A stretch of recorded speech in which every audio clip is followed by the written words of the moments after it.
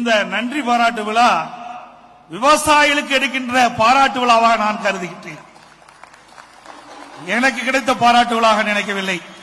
நானும் ஒரு விவசாயி என்ற முறையிலே இந்த நன்றி பாராட்டு விழாவை நான் மகிழ்வோடு என் எண்ணமெல்லாம் விவசாய மயில் இருக்கின்றது. நான் எத்தனையோ நிகழ்ச்சிக்கு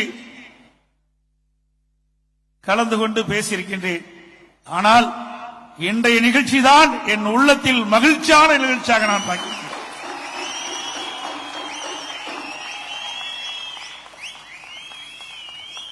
இன்றைக்கு இந்த 3 மாவட்டத்தில் இருக்கின்ற விவசாய பெருடைய மக்கள், விவசாய பிரதிநிதிகள் மேடையிலே பேசினார்களே, எத்தனை குடும்பங்கள் வாழ்கின்றன, எத்தனை விவசாய தொழிலாளிகள் வாழ்கின்றார்கள், எவ்வளவு விவசாய உற்பத்தி பெருக்கப்படுகின்றது.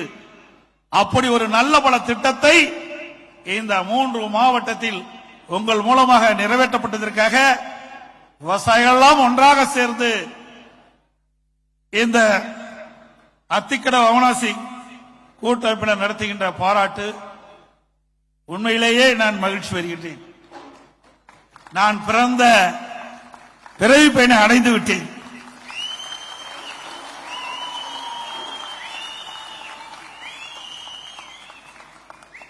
ஒரு விவசாயி என்பது என் வாழ்க்கையிலே தொடங்கி நான் முதலமைச்சர் ஆவேன் என்று கனவில் கூட நினைக்கவில்லை. இதே புரட்சித் தலைவி அம்மா அமைச்சரவையிலே எனக்கு நெடுஞ்சாலைத்துறை அமைச்சராக முதலிலே வழங்கினார்கள்.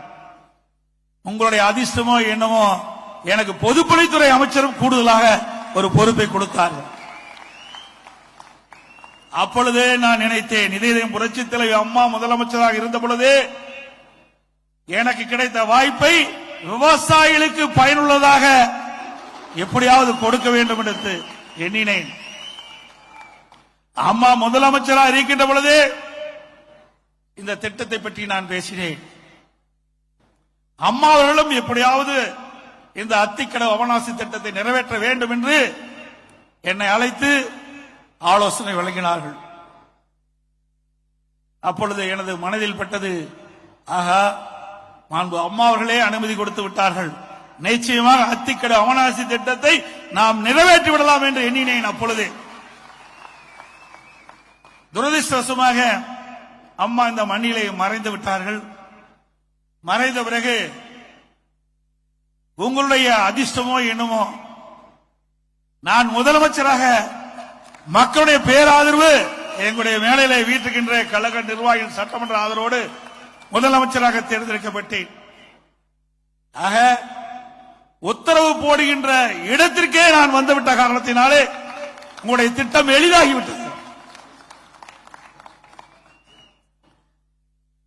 இந்த அத்திக்கட அவனாசி திட்டம் சுமார் 60 ஆண்டு காலமாக இங்கே மேடையிலே வீட்டுக்கின்ற பல விவசாய சங்க பிரதிநிதிகள், முன்னாலே அமர்ந்திருக்கின்ற விவசாயிகள் போராடி போராடி எப்படியாவது ஒரு காலத்தில் இந்த அத்திக்கட அவனாசி திட்டம் நிறைவேற்றப்படும் என்ற கனவோடு இருந்தார்கள்.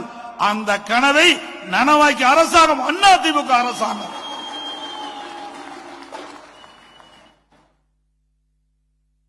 என்னை விவசாயிகள் சந்திக்க போவதெல்லாம் இங்கே கூட விவசாய சங்கத்தைச் சேர்ந்தவர்கள் இங்கே பேசினார்கள். நான் வேறு கட்சியில் இருந்தாலும்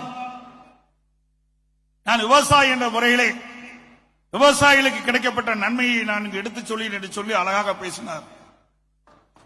நான் இந்த மேடைக்கு வருகின்ற பொழுது கூட எனது அருமை சகோதரர் சொன்னார், அண்ணா இரட்டை வெள்ள காட்டுன்னு சொன்னார். நான் சொன்னேன், எல்லா கட்சி சேர்ந்தவர்களும் வந்திருக்காங்களே, எப்படி காட்டுதுன்னா, ஆனா நீங்க முதலமைச்சரா இருக்கும்போது அண்ணா திமுக சார்பா முதலமைச்சரா இருந்தீங்க, அதனால விரல காட்டுங்கன்னு சொன்னார்.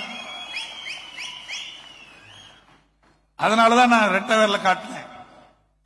நான் எப்பொழுதுமே இருக்கின்ற சூழ்நிலைக்கு தக்கவாறு நடந்து கொள்கின்றவன்.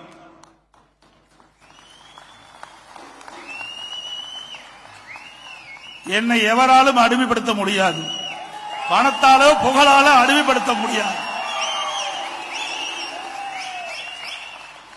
நான் முதலமைச்சர் இருக்கும் பொழுதும் சரி, இப்பொழுது இருக்கும் சரி, எனக்கு 100 கார் வேண்டுமெல்லாம் நான் போனதே கிடையாது.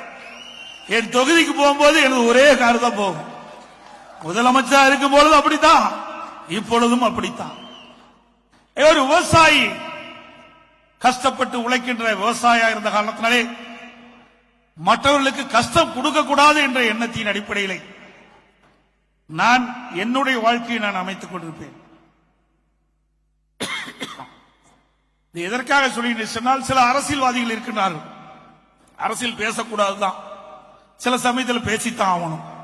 ஏன்னா தொடர்புடைய இருக்கின்ற காலத்தில் பேசி ஆகணும். சில பேர் திட்டத்தையே கொண்டு வராம, இந்த திட்டத்திற்கு எந்த முயற்சியும் எடுக்காம திட்டத்தை திறந்து வைத்தவர்களும் இருக்கின்றார்கள் இந்த நாட்டிலே.